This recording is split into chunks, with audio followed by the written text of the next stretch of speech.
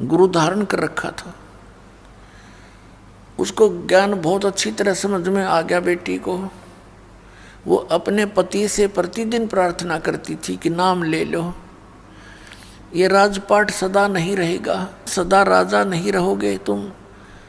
वो कहता था तू लेरी नाम है, मैं के न्यारा लूंगा, आप बिलेरी बस घर में एक बहुत है। संत से सुने हुए ज्ञान से वो कहा करती थी, देखो जी मैं खाना खाती हूँ तो मेरा पेट भरेगा, आप खाओगे तो आपका भरेगा, तो आपने भी भक्ति करनी चाहिए। वो कहता फिर मैं लेता हूँ, सुबह उठकर राम राम करता हूँ और ओम जय जगदीश हरे की आरती गाता हूँ। तो उसने बताया जी ऐसे काम नहीं बनेगा। संत जी ने, गुरु जी ने बताया कि गुरु बिन माला फेरते, गुरु बिन देते दान, गुरु बिन दोनों निष्फल हैं, चाहे पूछो वेद पुराण। राजा ने सोचा यार रोज कान खाओ है मेरे, इसके गुरुजी से ही डिस्कस करके आता हूँ एक दिन और उससे पूछता हूँ कि क्यों दुनिया को मूर्ख बना रहे हो तुम, इनको बहका रहे हो अपने पैसे ऐंठने के लिए। भगवान ने की तब बैठ कर बजले, घर पे भी तो भज सकते हैं, गुरु की आवश्यकता। इस उद्देश्य से उसने कहा अपनी पत्नी से, ठीक है मैं एक दिन तेरे गुरु जी से मिलना चाहता हूँ। रानी की खुशी का ठिकाना नहीं रहा कि एक बार यूँ वहाँ चला गया तो इसके 16 दिन आ जाएंगे, सुदन आ जाएंगे। राजा ने कहा मैं परसों चलूँगा। रानी ने अपने गुरुदेव से बताया। अब गुरुदेव तो जान उनको परमात्मा की कृपा होती है, वो समझ गए कि राजा कोई कुबद लेकर आवेगा ना, राजा की इतनी अच्छी किस्मत नहीं होती वो सत्संग में आ जाओ तो बकवादा में राजी रहा करे।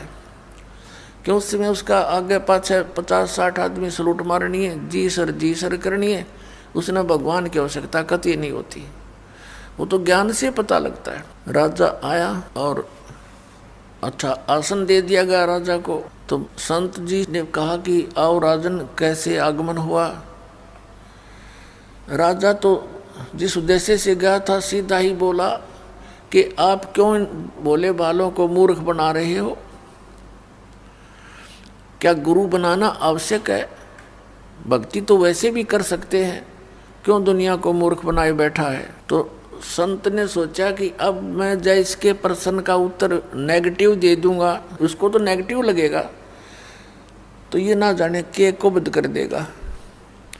उसने कहा राजन अब तो मेरा भजन का समय हो गया है, मैं कभी आपके घर आऊँगा और आराम से बैठ कर डिस्कस करेंगे। राजा ने सोचा बहुत बढ़िया, वहाँ इसकी खूब खबर लूँगा, अच्छी तरह इसके कान खाऊँगा, सारी पूछ लूँगा इससे।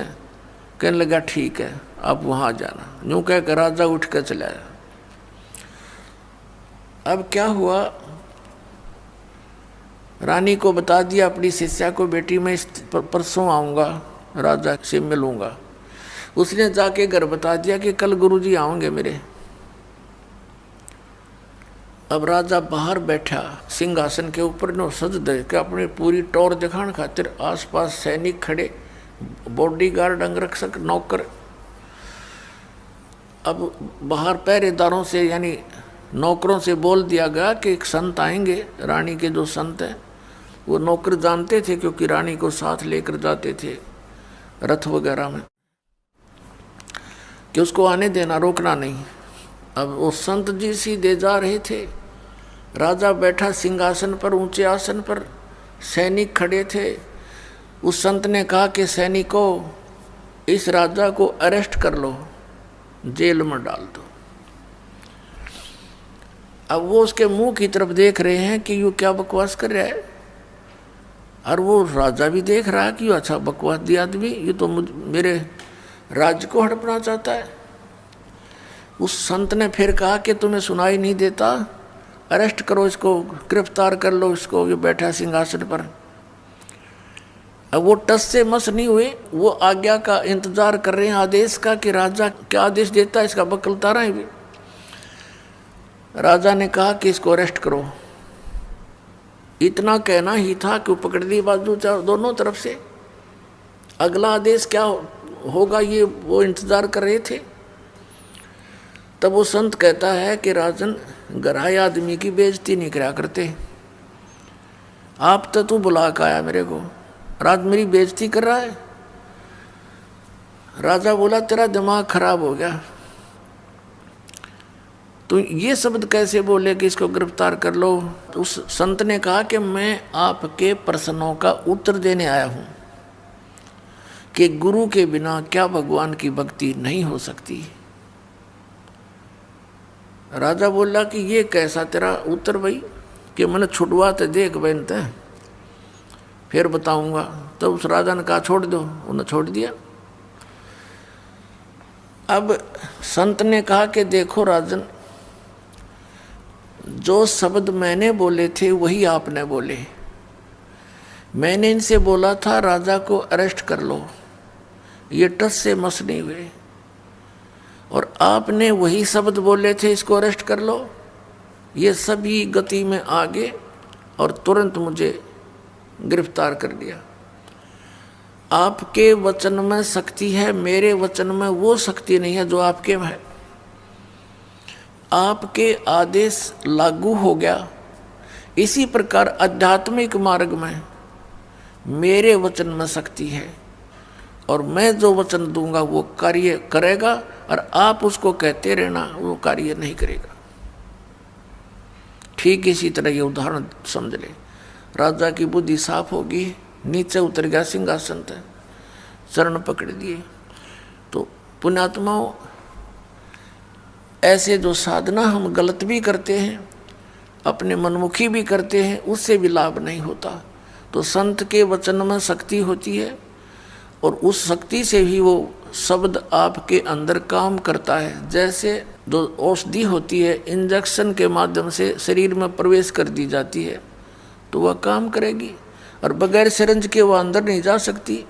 तो ये समझो कि संत की वाणी सिरंज होती है, वो आपके अंतःकरण में इस मंत्र को प्रवेश करती है, फिर वो मंत्र आपके यहाँ कार्य करता है। इन्हीं मंत्रों को अन्य आदमी देता रहेगा, कोई लाभ नहीं होगा, अधिकारी है ही नहीं वो उसको देने का।